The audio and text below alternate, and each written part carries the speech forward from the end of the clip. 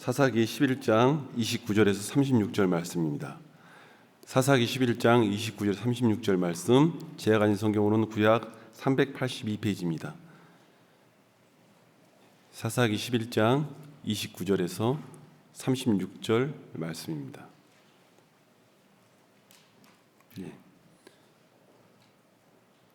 거의 찾으신 것 같은데요. 저와 함께 교독하시겠습니다. 이에 여호와의 영이 입다에게 임하시니 입다가 길르앗과 므낫세를 지나서 길르앗의 미스베에 이르고 길르앗의 미스베에서부터 암몬 자손에게로 나아갈 때에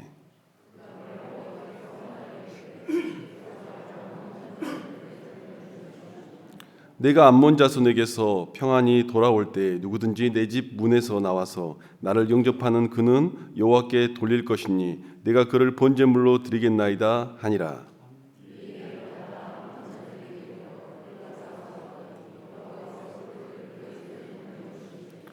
아로엘에서부터 민닛에 이르기까지 20성읍을 치고 또 아벨 그라밈까지 매우 크게 무찌르니 이에 암몬 자손이 이스라엘 자손 앞에 항복하였더라.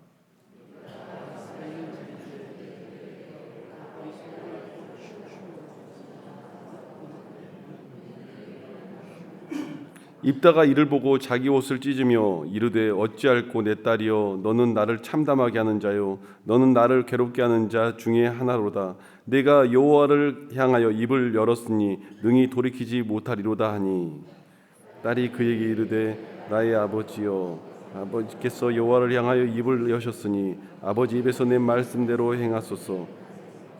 이는 여호와께서 아버지를 위하여 대적 암몬 자손의 원수를 갚으셨음이니이다 하니라. 아멘. 우리 한 번 더 기도하고 주님의 말씀 듣겠습니다.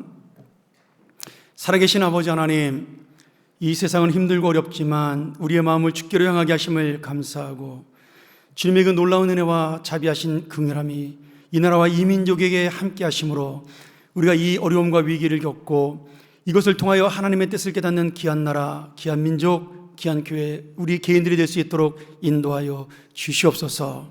아버지 하나님, 이 일을 통해 하나님이 살아계심과 통치하심을 깨닫는 하나님의 역사가 있게 도와 주시옵소서.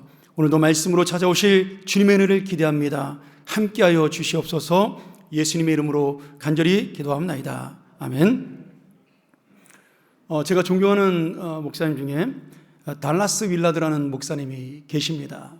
그분이 쓴 책 중에 하나님의 모략이라는 책이 있습니다. 제목이 조금 모략이라는 단어가 이제 부정적이라서 그런데 그 책 내용 자체는 저희 목회자들에게는 정말 교과서와 같은 신앙의 본질에 대한 이야기를 설명하고 있습니다.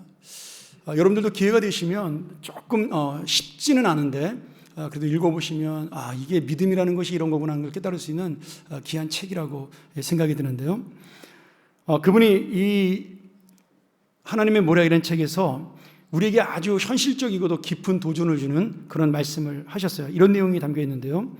우리가 예수를 믿는다고 하고 복음을 전하는 삶을 살지만 잘못하면 마치 많은 경우에 연예인들이 광고에 나와서 내가 먹어보지 않은 음식, 타보지도 않은 자동차, 살아보지도 않은 집을 선전하는 것처럼 우리 신자들도 자신의 경험과 동떨어진 신앙의 삶을 살 수 있다. 이렇게 이야기를 했습니다. 굉장히 정확한 이야기죠. 우리를 하여금 또 찔리게 하는 말입니다. 내가 은혜 받지 않고도 내가 복음을 깨닫지 못하고도 예수 믿을 수 있고 그리고 교회 나와 봉사할 수 있고 직분도 받을 수 있고 심지어는 목회까지도 할 수 있다. 이렇게 이야기하는 겁니다. 저는 이 말씀을 들으면서 이스라엘 백성이 깨달아야 될 말씀이 아니라 오늘 우리가 깨달아야 될 말씀이 아닌가라고 생각을 하게 되었는데요.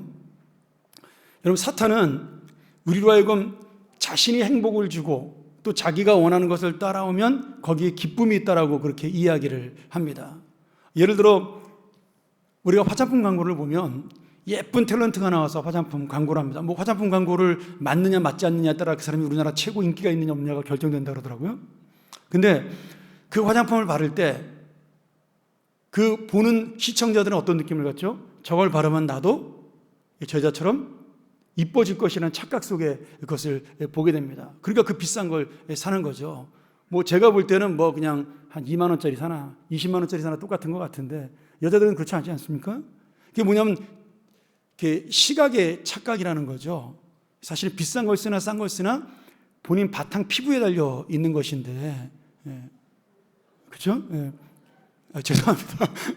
이거 제가 한 말이 아니고 우리 다음 달에 오실 우리 그 청년부의 강사로 오실 그 화장품 회사 회장님이 하신 말씀입니다. 예.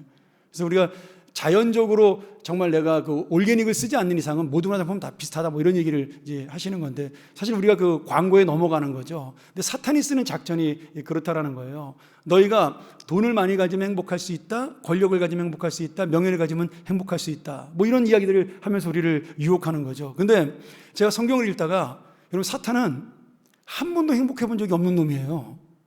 사탄은 마귀는 한 번도 기쁨이라는 걸 누려본 적이 없는 놈입니다. 왜 그런지 아세요? 여러분 우리가 알지만 사탄의 마지막 마귀의 결국은 뭐예요? 예수님이 재림하시면 그 사탄과 마귀는 지옥으로 가는 겁니다. 이미 예약돼 있어요. 그거는 변하지 않는 진리잖아요. 본인이 더 잘 알고 있어요. 그러니까 한번 생각을 해보시면 나는 이제 예수님만 오시면 지옥 가 이런 마음을 가지고 살면 여러분 하루하루 행복하겠습니까? 날마다 불행한 거죠. 근데 행복하지 못한 사탄이 우리 보고 행복을 말한다는 것 자체가 사실은 거짓말인 겁니다. 근데 우리는 넘어가는 거죠. 눈에 보이는 것 때문에 행복하다. 좋은 거, 내가 좋아하는 사람 만나면 행복하다. 여러분 6개월만 살아보세요. 진짜 행복한가? 또 내가 돈을 많이 가지면 행복하다. 아닙니다. 여러분 아무리 돈이 많아도 지난번에 회장이 그런 얘기 하더라고요. 내가 지금 이 수조 원의 재산을 다 포기해도 20대로 돌아갈 수 있으면 나는 맨몸으로 돌아갈 수 있다. 이렇게 이야기를 했습니다. 그 뭐냐면 건강하지 않은 인생은 행복이 없다는 걸 스스로 고백하는 거지 않습니까? 본인이 지금 별로 행복하지 않다라는 얘기죠. 우리가 그런 면으로 볼 때 지금 사탄이 우리를 유혹하고 있는 모든 것들이 바로 어쩌면 사기라는 거예요. 우리는 그 사기에 넘어가고 있는 어리석은 죄인이라는 거죠. 그럼 사사기에서 가장 중요한 게 뭐냐면 하나님이 누구신가를 아는 겁니다. 그리고 그 하나님을 후손들에게 어떻게 잘 우리가 믿음으로 계승시켜 주느냐, 이것이 사사기의 목적이에요.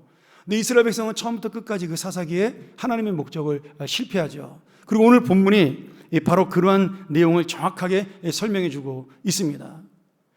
하나님께서 입다라는 조직의 두목을 이스라엘의 장군과 사사로 삼으셔서 암몬과 싸움에 승리하게 하시고 영웅을 만들어 주셨어요. 그것은 입다를 세우거나 입다를 높이기 위한 것이 아니라 이런 사람이라도 들어서 쓰실 수 있다라는 하나님의 역사를 보여주기 위함입니다.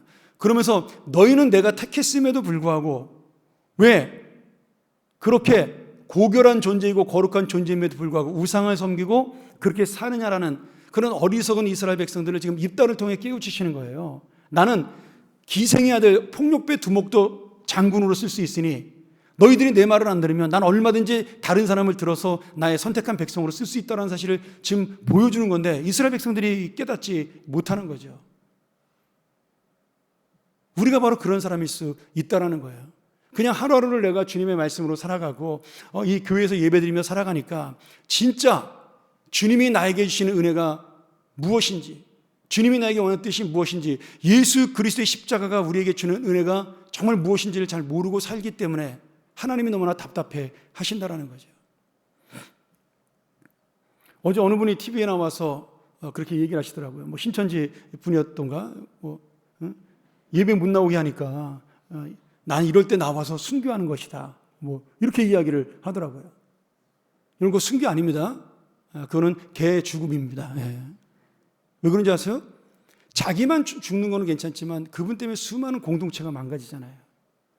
오늘 아침에 제가 뉴스 봤더니 오늘 청주에 있는 모든 교회가 예배를 문을 닫았습니다. 그리고 교회에서 집에서 가정 예배 드리는 거 대체해서 청주에 있는 모든 교회가, 그 택시기사가 신천지 분이었던가? 그 코로나19에 걸린 분인데 그분이 52명의 그 손님을 태웠는데 확인이 안 되는 거예요. 한 10대 명이요. 그러니까 그분들이 가서 예배 드릴까봐 전부 다 문을 닫아 버린 겁니다. 뭐 지금 우리 주변에도 문 닫은 교회 오늘 많고 오늘 모든 성당들은 전부 집에서 가정 예배 드리는 걸로 대치를 했다 그러더라고요. 그러니까 결국 그게 뭐냐면 내 이기심 때문에 내가 원하는 그 어떤 은혜를 얻기 위해서 다른 사람들은 괜찮다라고 말하는 것은 사실은 죄라는 거죠. 하나님의 공동체를 파괴하는 악한 행동이라는 겁니다. 혹시라도 우리가 오후 예배 안 드리니까 또 마음에 꺼림칙하거나 그런 것 때문에 여러분 힘들다면 자유함을 얻으세요. 공동체를 위해서 그런 것입니다. 신앙이라는 것은 바로 그런 거라는 거죠. 제가 몇 주 전에 명륜교회, 우리 그 종로에 있는 해화동 바로 옆에 그 명륜교회가 그 코로나19 감염자 때문에 교회가 예배를 드리지 않았습니다. 근데 그게 우리 교회보다 더 오래된 아주 전통 있는 교회인데 제가 그 교회 목사님과 당회를 굉장히 존경하게 됐어요. 그분들이 그렇게 하셨기 때문에 그 교회는 힘이 들었지만 교회가 지금 사람들에게 욕먹지 않습니다. 그렇죠? 굉장히 큰 영광을 지금 드러내고 있는 거예요. 교회는 그래도 괜찮구나 이런 생각을 가지게 된 겁니다. 여러분 공동체를 생각하는 것이 신앙이라는 거죠. 지금 이스라엘 백성들의 문제는 뭐냐면 다 개인적이라는 거예요. 신앙이 열심히 있는데 그 열심이 전부 다 자기의 욕심이라는 거죠. 무슨 말이냐면 오늘 말씀을 보면 입다가 암몬과 전쟁하기 전에 하나님에게 약속을 해요. 어떤 서원을 하냐면 하나님 내가 이 전쟁에서 승리하고 나면 나를 제일 먼저 환영하러 나오는 사람을 내가 하나님께 제물로 드리겠습니다. 이런 말도 안 되는 소원을 하나님께 서원을 합니다. 근데 그 전쟁에 승리하잖아요. 누가 나왔어요? 제일 먼저? 가장 사랑하는 외동딸이 나온 겁니다. 아빠를 환영하러. 그래서 그 외동딸을 제사 지내고 온 백성이 슬퍼하고 승리의 기쁜 날이 제삿날이 돼버리고 만 거예요. 여러분 근데 제가 이 말씀을 보면서 굉장히 가슴에 안타까움을 느꼈습니다. 하나님이 왜 그러면 한마디 말도 안 하고 이 딸이 제물로 바쳐지는 것에 대해서 지금 침묵하고 계시는가? 여러분 이게 무서운 거예요. 이스라엘 백성이 몇백 년 동안 가나안 땅에 들어와 살면서 정말 별의별 놈의 우상을 다 섬기게 됩니다. 그리고 그 우상 가운데 하나님을 섬겼다, 우상을 섬겼다, 하나님을 섬겼다, 우상을 섬겼다 그러니까 이 사람들이 율법과 우상을 섬기는 그 종교적인 어떤 내용들이 막 뒤섞여가지고 뭐가 뭔지를 지금 모르는 그런 시대가 온 거예요. 하나님은 사람을 잡아 제사 지내는 인신제사를 지내는 자를 죽이라 그랬습니다. 그거는 악한 죄라고 죽이라 그랬어요. 가나안 땅 들어가기 전에 모세에게. 근데 이스라엘 백성이 가나안 땅 들어와서 막 바알도 섬기고 아세라도 섬기고 뭐 만몬도 섬기고 몰렉도 섬기니까 그 몰렉의 대표적인 게 뭐냐면 자신의 가장 사랑하는 자녀를 잡아서 제사를 지내는 겁니다. 그게 자기의 최고의 정성이에요. 가장 귀중한 것을 바치는 거니까. 그런 잘못된 신앙이 이스라엘 백성들의 마음속에 들어왔는데 입다도 하나님을 알면서도 그 신앙이 짬뽕이 돼가지고 그렇게 혼합된 신앙으로 지금 자기 딸을 바치게 된 겁니다. 근데 왜 하나님이 침묵하셔요? 그들에게 그 기쁨을 뺏는 것으로 심판하시는 거예요. 그들이 지금 엄청난 승리의 기쁨을 누려야 되는데 가장 위대한 지도자의 딸이 제사로 바치게 되었으니까 그 이스라엘 전체에 승리의 기쁨이 아니라 눈물과 슬픔으로 가득 차게 된 것입니다. 하나님께서 그 승리를 뺏어가신 거죠. 그들의 무지함 때문에. 오늘 여러분 우리가 하나님을 모르면 얼마든지 이런 잘못을 저지를 수 있습니다. 이 강단에 서 있는 저조차도 말씀 앞에 깊이 있게 머리 숙이지 않으면요 가끔은 제가 원하는 것을 얘기하고 싶고 제가 원하는 것을 던지고 싶은 욕망이 이렇게 스멀스멀 올라옵니다.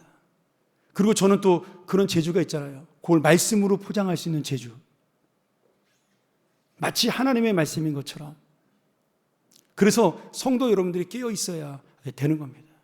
하나님 말씀 앞에 항상 우리가 말씀을 읽고 묵상하고 그 배울 기회가 있으면 배우고 저희가 이제 4월달이 되면 성경 아카데미도 열어서 저희 교육자들이 나눠서 강의도 지금 하려고 우리 교회가 말씀과 기도와 전도 본질로 세워지는 교회로 가니까 제일 먼저 그것부터 한번 해보려고 지금 계획 중에 있습니다.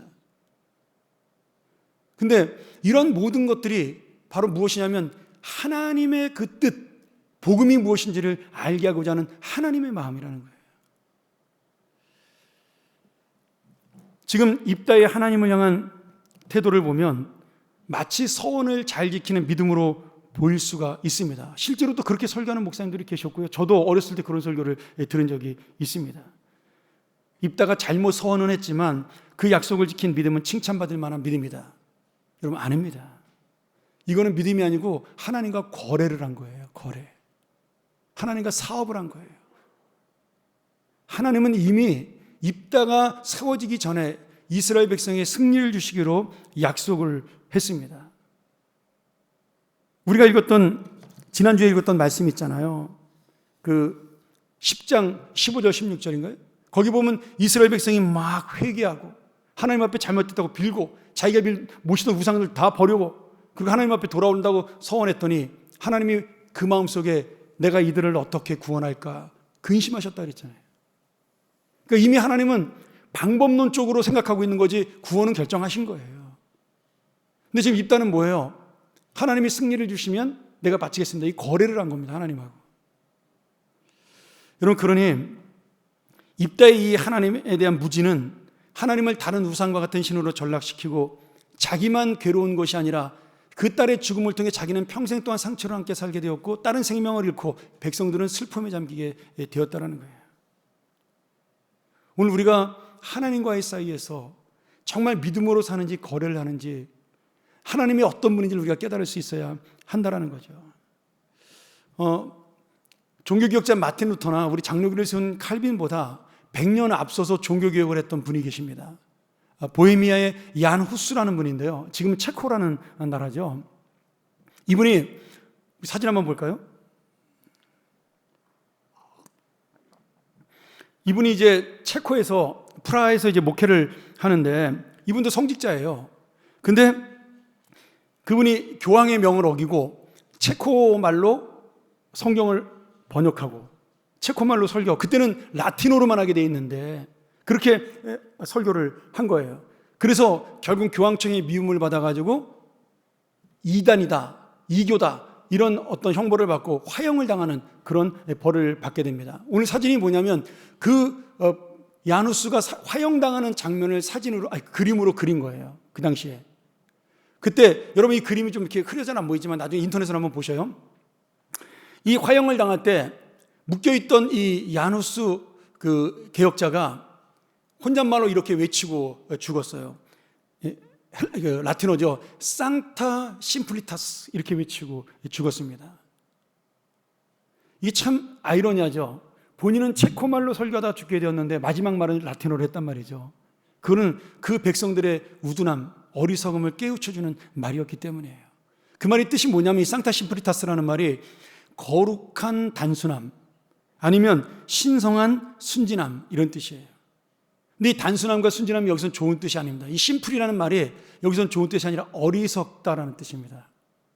foolish라는 뜻이에요.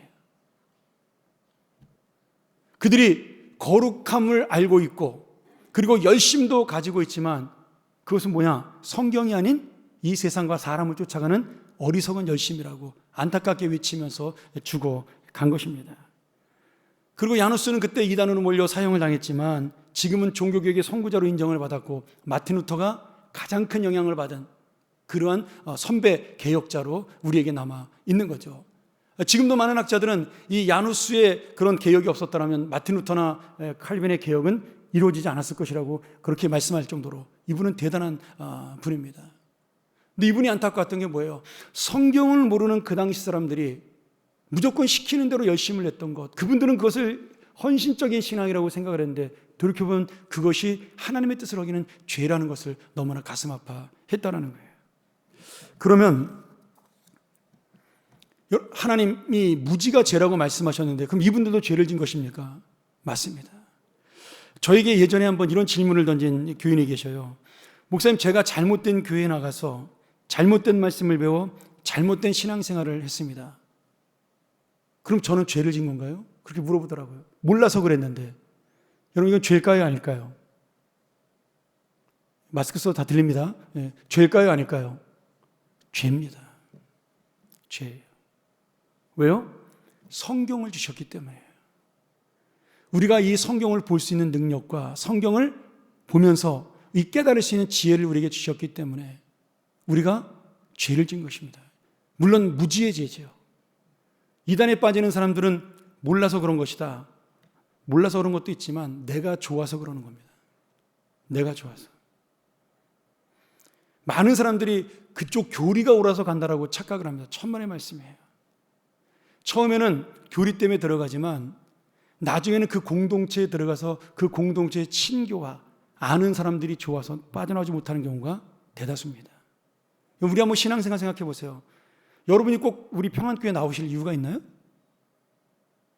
이게 또 목사님 이상한 소리를 하시네. 그럼 딴 교회 가라는 얘기입니까? 그 뜻이 아니죠. 우리 교회 아니더라도 복음이 전해지는 교회는 얼마든지 있고요. 더 좋은 시설을 갖추고 있고, 그리고 더 좋은 교통 편하고 주차 편한 교회가 많이 있습니다. 여러분, 우리 교회 오시는 이유가 뭐예요? 여기에 누가 있어요? 가족이 있잖아요. 공동체잖아요. 제가 강조하는 대로 매일 이곳에 오면 아는 사람을 만날 수 있고 그 친밀함이 있습니다. 잘 생각해 보세요.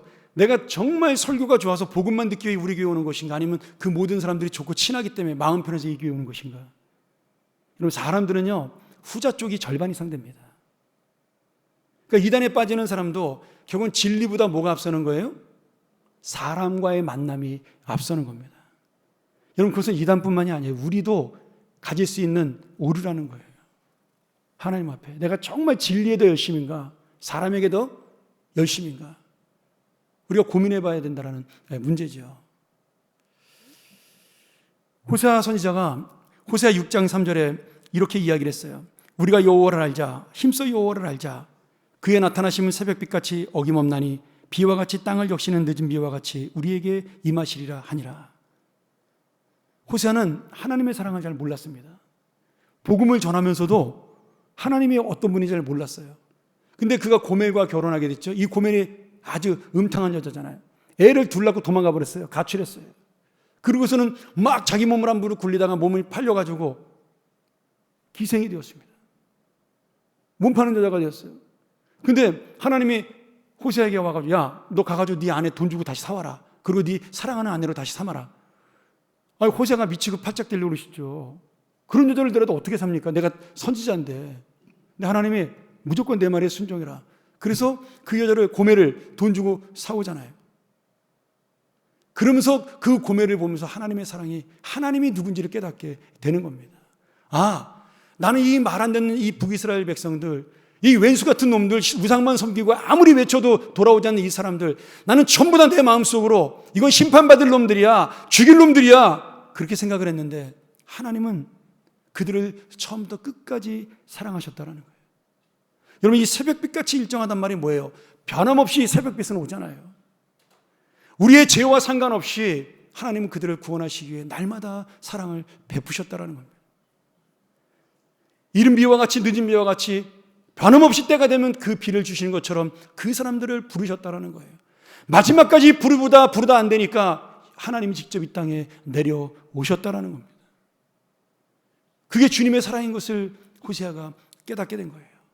그래서 내가 아는 이 하나님을 이 이스라엘 백성들에게 전하고 싶어서 우리가 여호와를 알자, 힘써 여호와를 알자, 이렇게 외치게 된 겁니다.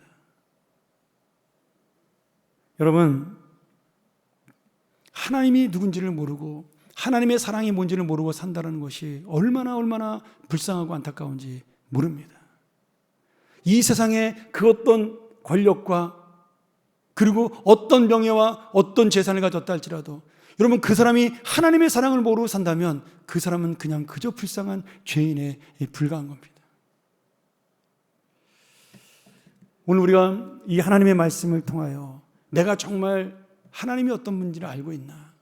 나는 입다처럼 하나님을 알면서도 나도 모르게 이 세상의 가치관을 가지고 하나님과 거래하고 있지는 않은가? 내가 조금 더 하나님께 소중한 것을 드리니까 하나님 나에게 더 큰 걸로 주셔요, 이러면 살고 있지 않나? 우리가 그 고민을 할 수 있는 이 시간, 그래서 진정한 하나님의 사랑을 마음에 담는 귀한 시간 되기를 주의 이름으로 축원합니다. 자, 그러면 또 하나의 질문이 있습니다. 그러면 목사님, 하나님께 약속하고 서원했는데 그걸 무슨 일이 있어도 지키라고 성경 말씀에 돼 있는데 그러면 어떻게 하나요? 우리가 이렇게 물어볼 수 있잖아요. 어떻게 해야 되죠? 제가 이번에 그 비전원금을 여러분에게 부탁드리면서 제가 감동을 받은 게 몇 번 있습니다. 뭐 제가 이름을 말할 수 없지만 정말 내가 볼 때 그 형편이 안 되는 분들이 10년, 20년을 모아가지고 그 헌금을 저한테 드리면서 목사님 이거 교회 공사에 써주시고 비전헌금으로 써주세요, 찾아오신 분들이 몇 분 있어요. 정말 제가 눈물이 핑 돌 정도로 감동받았죠. 액수의 문제가 아니라 제가 볼 때 그 돈은 그분들에게 전 재산인 거예요. 근데 그분들이 하나님께 약속한 것을 드리고, 아니 내가 약속하지 않았다 하더라도 지금까지 받은 은혜를 생각하니까 이거는 정말 당연한 것이라고 생각해서 드립니다라고 말했을 때 제가 큰 감동을 받았습니다. 너무나 가난한 분인 것을 알기 때문에, 너무나 연로하신 분인 걸 알기 때문에 제가 놀랬죠. 여러분, 그 믿음이 얼마나 소중한지 모릅니다. 그래서 이 믿음을 칭찬하면서 하나님께서 우리에게 주신 말씀이 있어요. 시편에 보면 시편 15편 4절이죠. 하나님이 성전에서 거하는 자, 다시 말하면 하나님을 만날 수 있는 자의 자격을 이야기하고 계시는데 여기서 이런 말씀을 하십니다. 우리 같이 한번 읽어볼까요? 자, 시작. 그의 눈은 망령된 자를 멸시하며 여호와를 두려워하는 자들을 존대하며 그의 마음에 서운한 것은 해로울지라도 변하지 아니하며. 자신이 해로울지라도 하나님 앞에 서운한 게 변하지 않는다라는 거예요. 이 말은 뭐예요? 서원을 지켜야 하나님이 만나주신다라는 거죠. 또 하나 있습니다. 전도서 5장 4절 5절까지 같이 보죠. 이건 제가 읽겠습니다. 내가 하나님께 서원하였거든 갚기를 더디게 하지 말아라. 하나님은 우매한 자들을 기뻐하지 아니하시나니 서원한 것을 갚아라. 서원하고 갚지 아니하는 것보다 서원하지 아니하는 것이 더 나으니, 이렇게 말씀하셔요. 그러니까 그 당시에도 서원하고도 안 갚는 사람들이 있었다라는 이야기죠. 그것을 지금 전도서의 기자가 이렇게 얘기하는 거예요. 야, 이 어리석은 놈들아, 너희들이 살면 얼마나 산다고 니네 거 아끼려다가 하나님께 약속한 거 안 바치고 죽냐, 이 바보들아, 이 얘기를 하고 있는 거예요. 어리석은 자들이라고. 그러니 차라리 약속이나 하지 말아라. 그랬으면 하나님이 싫어하시지 않지 않겠냐, 이 얘기를 하시는 거잖아요. 여러분, 이 말씀은 사람에게 하는 약속도 똑같아요. 우리가 하나님에게 약속한 것만 지키는 것이 아니라 사람에게 약속한 것을 지키는 것도 참된 신앙입니다. 똑같은 가치가 있는 신앙이에요. 그런데 중요한 게 뭐냐면 왜 지키느냐가 중요한 겁니다. 왜 지키느냐? 하나님의 벌을 받을까 봐 두려워서 지킨다? 그게 여러분 신앙이 아니라는 거예요. 하나님이 그것이 아니라는 거죠. 내가 손해를 보더라도 이 약속을 지키면 더 큰 복을 주실 것이기에 지킨다? 여러분, 이것은 신앙이 아니라 거래입니다. 사업이에요. 지금 입다의 문제는 뭐냐? 자기 딸을 안 바치면 하나님이 벌을 줄까 봐 두려워한 겁니다. 또 하나님께 약속한 것을 지키지 않는 지도자라고 자기의 권위가 떨어질까 봐 두려워하는 거예요. 그러니까 내 개인의 욕심과 야망이 지금 하나님에 대한 마음을 넘어선 거라는 거죠. 제가 재밌는 얘기 하나 해드릴게요.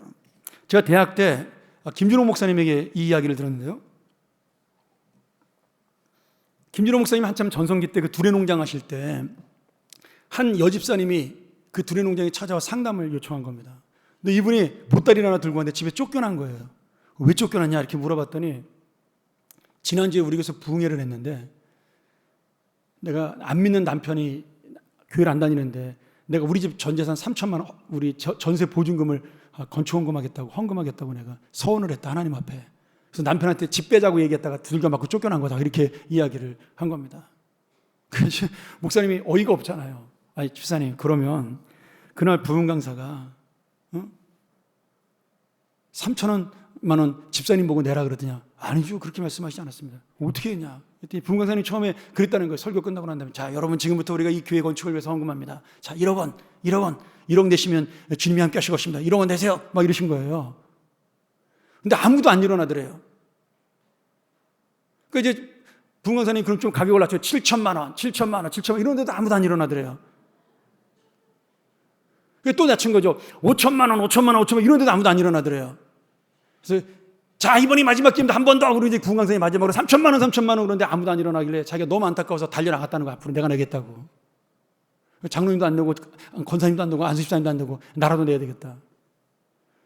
근데 이제 김준호 목사님 그 다음 말씀이 되게 재밌었어요. 근데 집사님, 그러면 그 부흥 강사 목사님이 3천만 원으로 서약을 끝내드냐? 아니요. 그들이 2천만 원, 1천만 원, 500만 원, 300만 원까지 내려가던데요. 아, 이 사람아, 그러면 성질 좀 죽이고 300만 원대 뛰어나가지. 왜 미리 뛰어나갔냐고. 그러면서 웃으면서 야단을 쳤다는 거죠. 여러분, 그분의 신앙과 열심이 잘못된 것은 아닙니다. 근데 뭐가 잘못됐어요? 믿지 않는 남편과 의논 없이 헌금을 결정한 것은 죄입니다. 그건 도적질이잖아요. 자기 돈이 아니잖아요. 이건 가족의 재산인데. 그래서 목사님이 방법을 가르쳐 준 거죠. 집에 가서 남편한테 싹싹 빌어라. 그리고 당신이 할 수 있는 헌금이 얼마냐?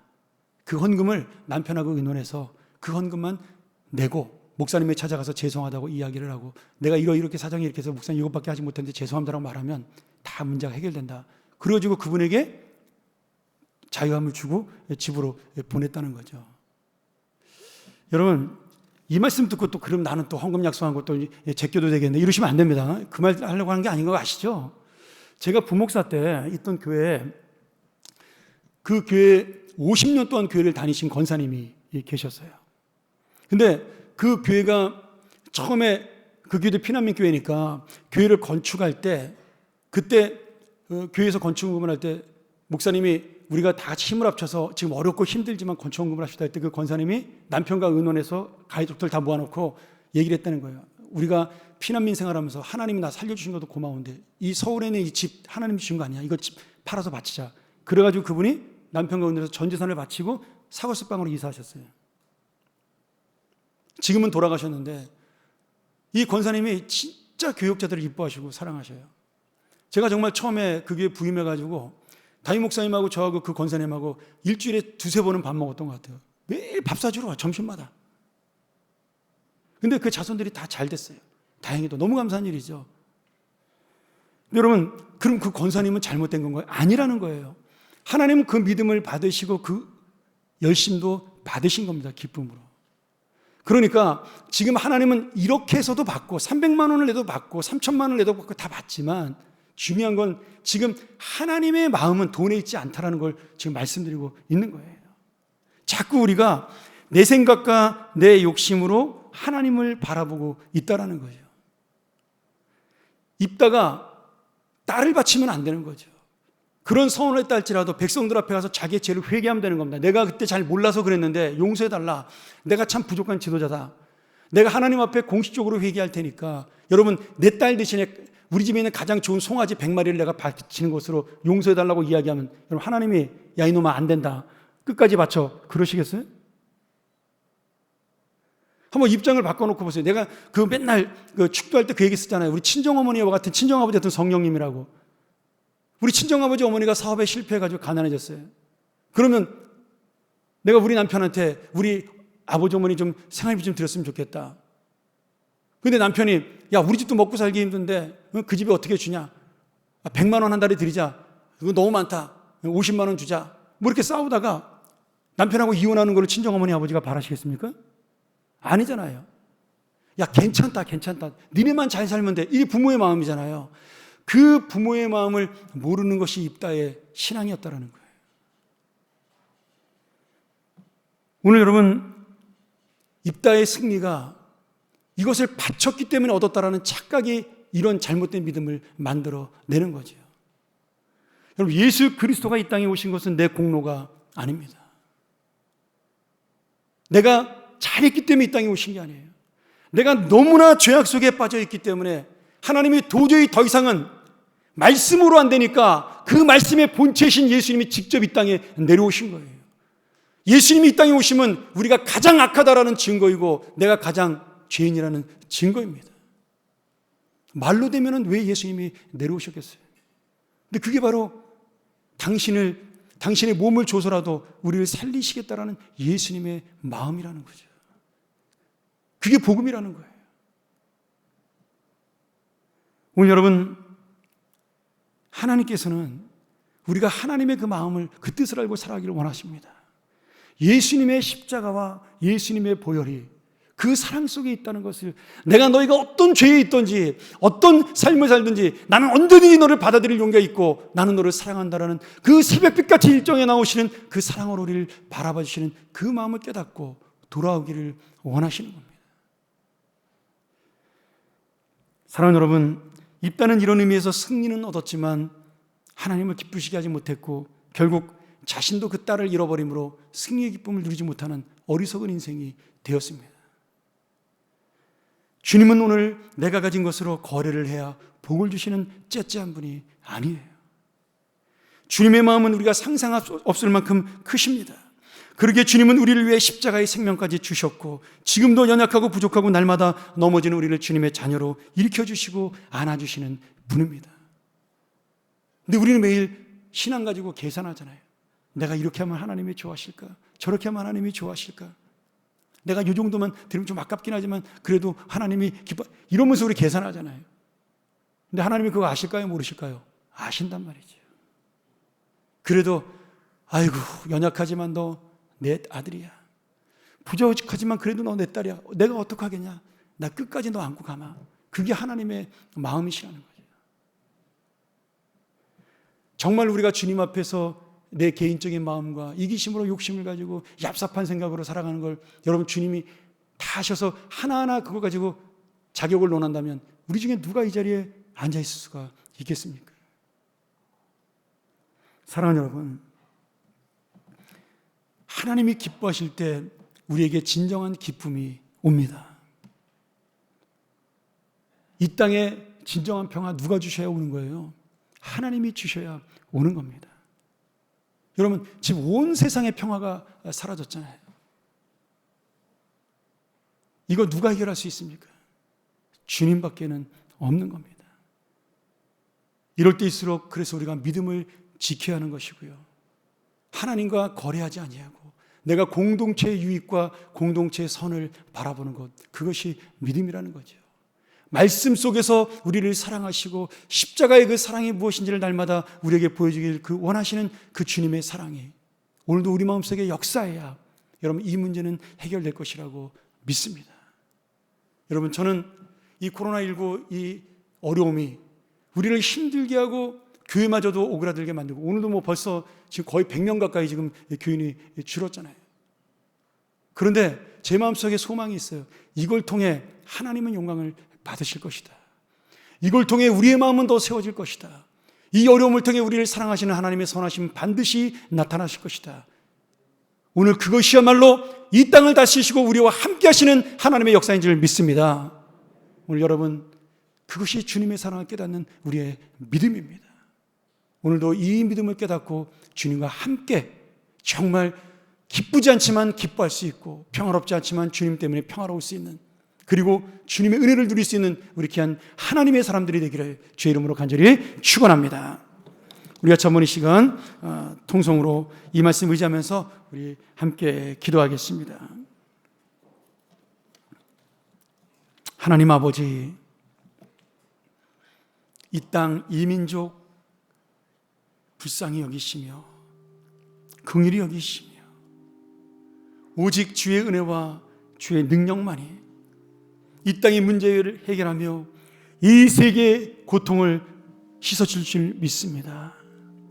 바다보다 넓으신 그 주님의 사랑이, 하늘보다 높은 주님의 은혜가 우리를 살피시고 우리가 그 주님의 은혜의 힘임으로 두려움과 떨림이 아닌 믿음으로 이 땅을 살아갈 수 있도록 인도하여 주시옵소서.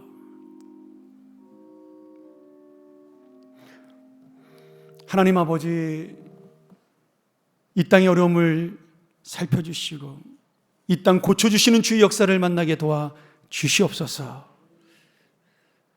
코로나19에 감염되어 고통당하는 우리 백성들을 불쌍히 여기시고 위로하시고 이 일을 통하여 하나님의 진리와 의와 하나님의 사랑과 평화가 진정으로 임하는 놀라운 은혜가 있게 도와 주시옵소서.